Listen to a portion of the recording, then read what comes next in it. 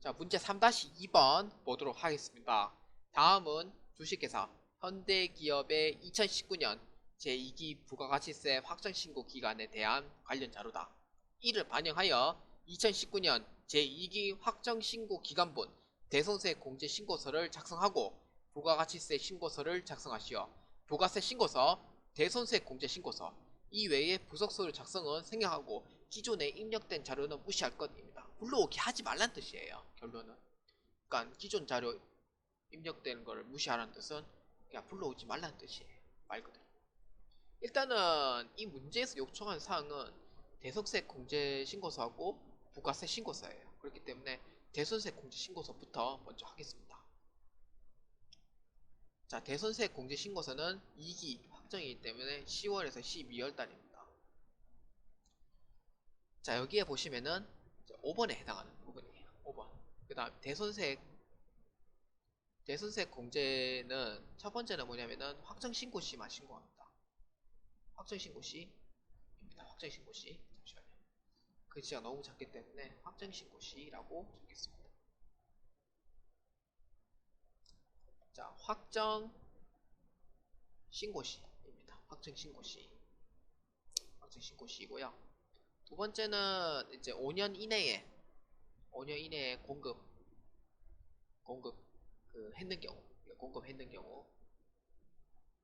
했는 경우에 유효합니다. 그러니까 아까 5년 이내에 발생된 거. 그 다음에 세 번째는 이제 각종의 사유가 있어요. 사유로 해서 조건에 해당하는지 안 해당되는지 판단을 하고 이제 공제를 해줘야 됩니다. 이렇게 해서 보시면 돼요.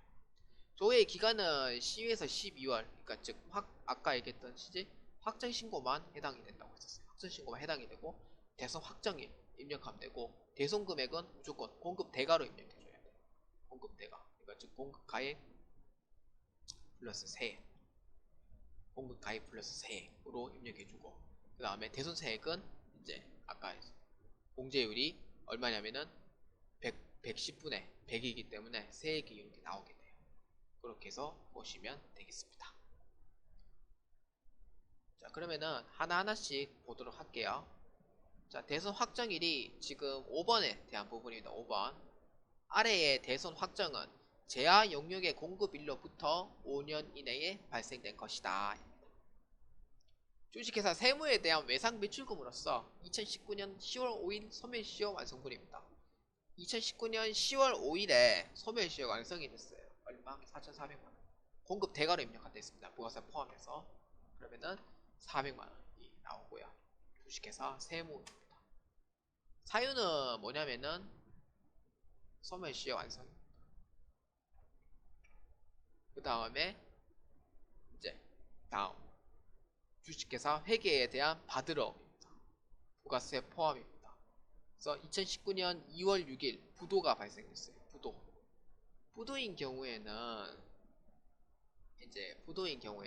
이게 조건이 있어요. 무조건 부도 발생일로부터 6개월 이상이 무조건 경과가 돼야 돼요. 6개월 이상 경과돼요. 그러니까 2019년 2월 6일이니까 2019년 6개월 경과돼서 8월 6일 이후에 이제 신청을 하면은 공제가 돼요. 근데 기간에서는 10에서 12월이라고 하더라도 예정 신고를 못하기 때문에 7월에서 12월 사이에 발생된 거는 공제 대상이 가능해요. 그렇기 때문에 이거는 공제가 가능합니다.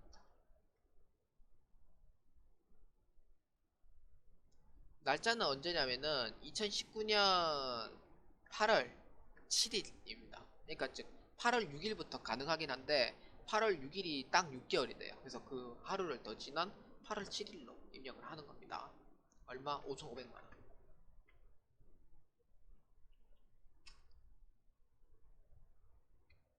사유는 부도입니다. 부도.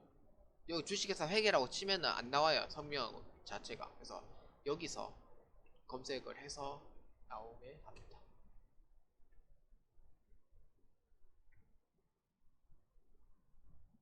자, 이렇게 해서 저장하시면 되겠습니다. 그래서 900만원만큼 대손세 공제에서 빼줘야 돼요. 빼주면 됩니다. 다음 부가세 신고서입니다. 부가세 신고서도 똑같이 2019년 10월 1일부터 12월 31일까지 마이너스 900만원 돼 있죠. 마이너스 900만원. 요거는 이미 이제 공제가 이제 아까 했던 입력을 해가지고 이제 반영이 된 겁니다. 반영이 된 거예요.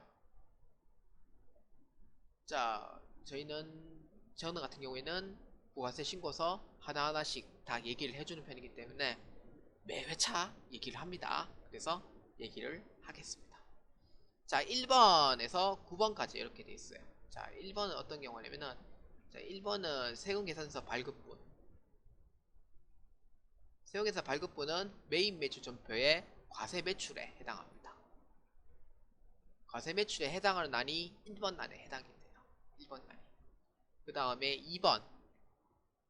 자, 2번은 이제 매입자 발행 세금계산서죠. 이거는 이제 상대방의 매출인데, 원래는 매출자가 발행해야 되는데 발행을 안 한 경우에 매입자가 발행한 경우가 있어요. 역발행하고 좀 달라요. 그래서 2번은 그런 경우인데 2번은 시험 문제에서 안 나와요. 2번은 시험 문제에서 안 나오고, 이제 3번. 3번은 어떤 경우냐면은 이제 카드, 현금 영수증입니다. 카드하고 현금 영수증. 그러니까 즉 카드 과세, 과거랑 그 다음에 현금 영수증 과세, 현과 이렇게 과거하고 현과. 그 다음에 4번은 이제 건별에 해당이 됩니다. 건별. 그러니까 증빙이 없는 무증빙에 대한 건별에 해당한 날이 4번 날에서 입력을 하게 돼 있어요. 그러니까 즉 간주 임대료도 건별에 해당이 되죠. 대표적인 게. 그 다음에 5번은 영세이긴 하지만 5번의 영세 세금계산서 발급분은 이제 영세 매출이 해당이 돼요. 영세 매출. 영세 매출에 해당이 됩니다. 6번의 기타는 어떤 경우냐면은 기타는 수출, 그러니까 즉 직수출을 얘기를 해요. 수출 매출에 해당하는 부분입니다. 그래서 1, 2, 3, 4, 5, 6은 이 난에 의해서 작성되어진 거예요. 이 난에 의해서 작성되어진 거. 그러니까 이걸 알면은 부가세 신고서 작성하는 방법은 정말 쉬워요. 어렵지가 않습니다. 요새는 이렇게 해서 문제가 다 나오는 추세이기 때문에 어느 칸에 입력하고 알아야지만 하면은 정확하게 할 수 있어요. 그 다음에 계속해서 7번 보도록 하겠습니다. 7, 8, 9, 7, 8 이렇게 보겠습니다. 7번은 예정신고 누락분 이거예요. 예정신고 누락분 넘어가도록 하고요. 8번은 이제 대손세액 공제를 통해서 입력된 것만 반영이 돼요. 입력되어 있는 경우 반영합니다. 그래서 마이너스 900만원으로 되어 있어요. 그런데 만약에 회수한 경우에는 플러스 금액으로 작성을 합니다. 회수하는 경우에는 플러스 금액. 지금은 발생이기 때문에 발생된 부분이기 때문에 마이너스 금액으로 작성이 되어 있어요. 근데 도로 회수한 경우에는 플러스 금액으로 작성합니다. 자, 다음 10번에서 17번입니다. 자, 10번은 이제 이거는 이제 매입과세와 그 다음에 영세 매입으로 해당하는 난에 입력한 난입니다. 10번은 이제 고정자산이 아닌 것에 이제 해당하는 부분이고요. 11번은 고정자산에 해당하는 부분, 그러니까 즉 유형자산, 무형자산에 해당하는 부분의 구입에 대해서 작성하는 난입니다. 작성한 난이에요. 11번. 12번은 요겁니다. 12번 요거. 예정신고 노락분 12번은 여기에 대한 부분에 해당이 됩니다. 그 다음에 13번은 매입자 발행 세금계산서. 2번과 똑같아요. 2번과 똑같고요. 그 다음에 14번 이제 그 밖에 공제 매입세액인데 요거에 대한 부분인데 요거는 이제 카드 과세, 그 다음에 현금 영수증, 현금 과세에 해당하는 부분. 그러니까 즉 일반 매입, 고정 매입에서 나눠져 있습니다. 카드로 하는 경우 또는 현금 영수증 하는 경우 이렇게 해서 14번 나는 이렇게 해서 작성을 하시면 되겠습니다. 그러니까 해당하는 난만 어디에 들어간지 다 외우시면 돼요. 다 알고 있으면 돼요.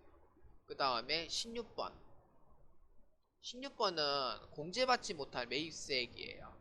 공제받지 못할 매입세액. 그러니까 즉 매입 불공에 해당합니다. 매입 불공에 해당하는 부분입니다. 일단은 여기까지 하고 나머지는 이제 마지막에 얘기를 해드리도록 하겠습니다.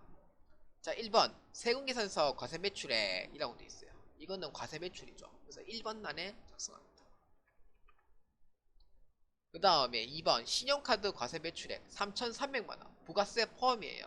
포함이기 때문에 공급가액과 세액을 분리해야 돼요. 그래서 어디 3번 란에 입력합니다. 자, 그 다음에 4번 직수출. 직수출은 6번 란에 입력합니다. 직수출 아까 얘기했던 부분이에요. 다 얘기했던 부분이에요. 7천만원 이렇게 해서 입력합니다. 자, 5번은 아까 했던 8번 란에 이미 입력되어져 있기 때문에 넘어가겠습니다. 자, 매입 자료입니다. 1번 전자세운계산서 과세 매입액 공급가액 7억 1천만원 세액 7,100만원 이렇게 돼 있어요. 원재료 매입분이라고 돼 있어요. 이거는 고정자산 매입분이 아니죠. 로 입력하면 되고, 그 다음에 업무용 기계장치 매입분 업무용 기계장치 매입분이기 때문에 고정자산 매입 11번 란에 입력해요. 그 다음에 2기 예정신고시 미환급세액 미환급세액 어디냐면은 21번 란에 작성합니다. 300만원 로 작성합니다. 그 다음 마지막 기타에서 보시면은 당사는 부가가치 세법상 현금 영수증 의무발행 업종이 아니다 라고 되어 있어요. 의무발행 업종이 아니다. 이 뜻은 뭐냐면은 이게 원래는 이제 그 현금 영수증에 대해서 그 의무 발행을 해야 될 그 사업장이 그 정해져 있어요. 정해져 있어요. 학원이라든지 뭐 이렇게 여러 가지 있어요. 세무사 사무실 가면은 여러 업종을 하다 보니까 현금 영수증 의무 발행 업종을 이제 그걸 알아야 되거든요. 세무사 사무실 같은 경우에는. 근데 기업인 경우에는 의무 발행 사업장이 아닌 이상은 사실 굳이 알 필요는 없어요. 근데 알 필요는 없어요. 근데 이거는 왜 아니냐 라고 생각할 수도 있어요. 왜 아니냐고. 근데 요게 지금 회사가 지금 현대기업인데 현대기업은 도소매하고 무역을 업종으로 지금 하고 있다고 문제에 나와 있어요. 이 회사는 어느 회사의 어느 업종이다 라고 나와 있어요. 그래서 현대기업은 도소매라든지 무역의 업종이 되어 있기 때문에 이거는 의무 발행을 해야 될 사업장은 아니에요. 그렇기 때문에 가산세가 없다는 거예요. 이렇게 해서 이해를 돋구기 위해서 하는 거예요. 그래서 현금 영수증 미발급 가산세는 없음이라고 되어 있죠. 근데 사실 시험 문제를 약간 좀 어렵게 내거나 좀 헷갈리게 나오려고 하면은 사실 기타에서 어떻게 나오냐면은 당사는 부가가치 세법상 현금 영수증 의무 발행 업종이 아님까지만 넣어놓고 그 뒤에는 안 얘기를 안 하는 거예요. 그러면은 가산세를 넣어야 되냐 말아야 되냐 또 고민하게 되죠. 고민할 필요가 없는 분들은 그냥 안 넣겠고, 고민하면은 헷갈리다가 넣을까 말까 이러고 있어요. 그런 경우도 충분히 이제 시험 문제에서 점수에 좌우될 만큼 한다면은 충분히 가능합니다. 근데 이 문제에서는 현금 영수증 미발급 가산세는 없다고 되어 있기 때문에 그냥 안 해주면 됩니다. 자, 이렇게 해서 이제 하시면 되겠습니다. 그래, 하나 빠진 게 있죠. 제가 하나 빠진 게 뭐냐면은 3번 난이 좀 빠졌어요. 3번 난이 실컷 잘 넘어갔는데 유튜브에서 3번 난이 빠졌어요. 이거 왜 얘기 안 해줄까요? 라고 또 고민 얘기할 수도 있죠. 저도 빠졌어요. 뭔가 이상해서. 이게 3번 난은 현금 영수증 미발급분이기 때문에 이거는 건별이에요. 매출 건별. 그 다음에 부가세가 포함되어 있기 때문에 공급가액과 세액을 분리해 줘야 됩니다. 그래서 110분의 100으로 해서 공급가액을 나눠줍니다. 얼마? 1050만원이 공급가액이 되는 거예요. 100만 5만원 이렇게 됩니다. 여기까지 하면은 총 1805만원이 돼야지만 이제 정확하게 이제 점수를 7점을 받을 수가 있는 겁니다. 자, 그럼 마지막으로 이제 말씀을 드리겠습니다. 자, 나머지 18번부터 26번까지 얘기를 해드릴게요. 자, 18번은 이제 그 밖에 이제 그 경강 공제 세액이라고 있어요. 18번 난은. 근데 이거는 이제 전자신고 세액 공제 54번 난에 해당이 돼요. 54번 날 전자신고 세액 공제는 만원인데 본래는 전자신고를 하면 만원 넣어줘야 돼요. 원래는 10,000원 넣어줘야 되는데 여기서는 지금 아무것도 언급이 안 돼 있기 때문에 언급이 안 돼 있어도 원래 10,000원 넣어야 되거든요. 전자신고를 하기 때문에 요새는 다 전자신고 다 해요. 프로그램이 다 있기 때문에 하기 때문에 원래 10,000원을 넣어줘야 되는데 10,000원을 넣어주진 않아요. 답지에서도 10,000원이 없습니다. 원래 넣어줘야 돼요. 그렇기 때문에 이거는 넣어주지 않기 때문에 10,000원을 넣어주지 않습니다. 항상 전자신고 세액할 경우에는 10,000원을 항상 공제해주게 돼 있어요. 그 다음에 55번 난에 전자세운기사에서 발급 세액 공제되어 있는데 이거 법인은 해당 사항이 없어요. 개인은 해당 사항이 있습니다. 개인은 한 건당 200원에 세액 공제를 주고요. 연 100만원 내외에서 이제 공제받을 수가 있습니다. 100만원이 넘으면은 그 올해는 이제 더 이상 못 받는 거예요. 이렇게 해서 보시면 되겠습니다. 그 다음에 신용카드 매출전표 등 발행 공제 등 19번 난은 어떤 경우냐면은 이 19번 난은 이제 어떤 경우냐면은 이제 요거는 이제 개인의 경우 카드 공제인 경우에는 1.3%만큼 공제해줍니다. 그다음 음수겁은 2.6%만큼 해줘요. 2.6%. 원래는 1%하고 2% 이렇게 하려고 했는데 계속 유예된 거예요. 이게 4, 5년 전부터 1% 하겠다, 2% 하겠다 계속 추진해 왔는데 그거는 이제 소상공인들도 그렇고 이제 세액 감면을 해달라고 이제 계속 1.3%, 2.6%를 하고 있는 거고요. 이제 한도는 얼마냐면은 500만 원입니다. 이거는 바뀐 지가 좀 됐어요. 원래는 700만 원이었다가 500만 원 된 게 좀 꽤 됐어요. 5, 6년 좀 됐습니다. 500만 원으로 이제 한도 500만 원까지. 이거는 개인만 해당이 됩니다. 개인만. 그러니까 법인은 해당 사항이 없어요. 그래서 답지에는 뭐 여기에 막 3,300만 원 입력을 한다고 돼 있는데 저는 입력을 안 했어요. 안 해도 점수 깎이는 거 없어요. 왜냐하면 공제 대상이 아니기 때문에. 그래서 그거는 해당 사항이 없습니다. 그 다음에 예정신고 미환급세액은 예정신고 시 환급 안 해줘요. 그러니까 즉 설비나 이런 거 외에는 조기 환급 안 해주거든요. 명세라든지 그런 경우에는 예정신고 미환급세액. 그 다음에 예정고지세액은 이것도 개인사업자만 해당이 돼요. 예정고지세액도 개인사업자만 해당이 됩니다. 이것도 개인사업자만 해당이 돼요. 잠시만요. 잠시만요.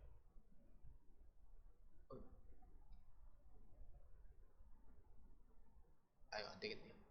일단은 그냥 하도록 하겠습니다. 예정고지세액은 개인사업자만 해당이 됩니다. 예정고지세액은 개인사업자만 해당이 되고요. 법인사업자는 해당 사항이 없어요. 법인사업자는 해당 사항이 없기 때문에 공지 대상이 되지 않습니다. 그 다음에 사업자, 뭐 양수자 이런 거는 다 안 보셔도 돼요. 그 다음 마지막 가산세액계는 이제 시험 문제에서 나올 때마다 언급을 하기 때문에 그 언급한 대로 이제 하도록 하고 이번 회차에서는 가산세액계 문제가 안 나오기 때문에 가산세액계는 없던 걸로 이제 하고요. 얘기는 따로 하지 않도록 하겠습니다. 회차마다 가산세액이 있으면은 가산세액은 거기서 얘기를 하도록 하겠습니다. 자, 문제 3-2번이 좀 길었긴 합니다. 길었긴 한데 이제 어느 난에서 어느 칸에 어느 칸에 넣을지 알아야 되기 때문에 실무적인 것도 같이 했고요. 그 다음에 자격증 시험이긴 하지만 자격증에 시험 문제만 나올 부분만 공부하는 사람도 있는 반면에 이게 어떻게 들어가는지 알아야 되는 사람도 있기 때문에 그렇게 해서 매 회차 이제 부가세 신고서 나오면은 상세하게 알려주게 되어 있습니다. 상세하게 알려주고 이제 그렇게 하기 때문에 좀 이제 처음 하시는 분도 있으시기 때문에 뭐 계속해서 본 사람들은 좀 이해를 좀 부탁드렸으면 좋겠습니다. 다음 문제 4번으로 넘어가도록 하겠습니다.